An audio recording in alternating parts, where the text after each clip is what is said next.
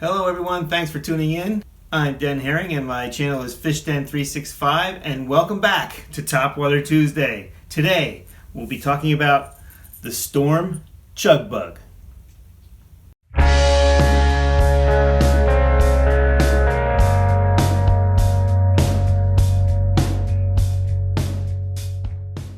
So one of my subscribers, Blessed One, asked if I would do a review on the Storm Chug Bug, and so I decided I'd do that review for this week's Top Water Tuesday. And full disclosure here, I probably haven't fished the Storm Chug Bug in a long time. 15 years is probably about the last time I fished it, and I don't know a whole lot about the bait. I've fished it in the past. I know I've caught some fish on it, but somewhere along the way I just stopped fishing it. And I have a few friends that really like this bait, and I didn't really know what to think of this, so I figured before I would do the video that I would take a look at this lure again and see how it works. So over the weekend I took the lure up to my local pond and tested it out, and I was amazed at what I found. It worked nothing like what I thought I remembered this bait working like, and I think I know why that is. The bait is called a chug bug, and I think when I hear that I think of a chugger, something like a Head and Lucky 13 or a hula popper. They're true chuggers where you twitch the rod tip, you pull the rod tip forward, and the bait moves forward and chugs. It makes a chugging sound, or sometimes a big bloop, and a large bubble will come out. Large bubbles and quite a bit of a commotion will come out of the front of the bait. And so that's a chugging type bait, a chugger. And I've never really, if I had the option between fishing a chugger and something like a pop R, I would usually go with the pop R, especially the super pop R. I really like that bait. But when I put this out in the water, and I'll show some video of this in a few minutes so you can see how it fishes, I was just amazed at what you can do with the bait. I'll be fishing this very soon, if not this year, because the water's getting colder now. I'll certainly be fishing it in the spring next year. You could certainly fish this like a chugger. If you pull that rod hard enough, you can make it chug, and you can make that large disturbance on the surface of the water. But it does a whole lot more than that. If you use a loop knot or a very small snap like I used, this bait walks very easily, and it has a very tight walk. A nice tight walk to it while it spits some water. I really liked the look of the bait. And just to make sure that it wasn't just one bait, I tied on a second one. Here's a clear one, and it worked the exact same way as the first one I put on. I have a third one here too.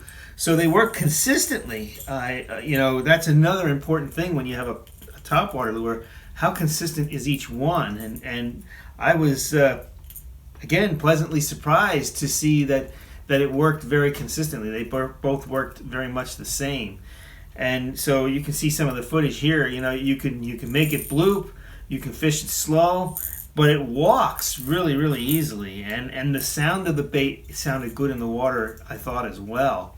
Now they do have some rattles in there. There's two types in here. There's the small BBs. You can hear them kind of rolling back and forth. But then there's also a larger knocker in there too. It sounded pretty good on the water, I thought. And so I'm thinking, and then when I look at the bait and I see the size of this bait, I really like that length. It's not too big, but it's not too small either. It's a good length, and I like the shape of the bait. It has a nice shape to it, and when I look at this size lure, it's very similar to the size of a lot of the alewives during that alewife spawn that takes place in May and June in so many lakes around the area where I fish here in Pennsylvania and in New Jersey as well.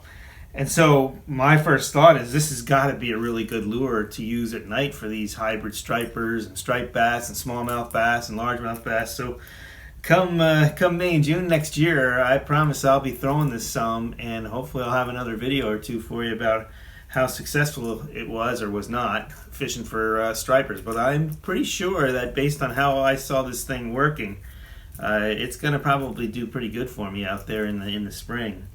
So I have to say thank you to Blessed One, because if it wasn't for him asking me to do a review on this bait, I wouldn't have rediscovered it and found out just how great it works on the top. So thank you, sir.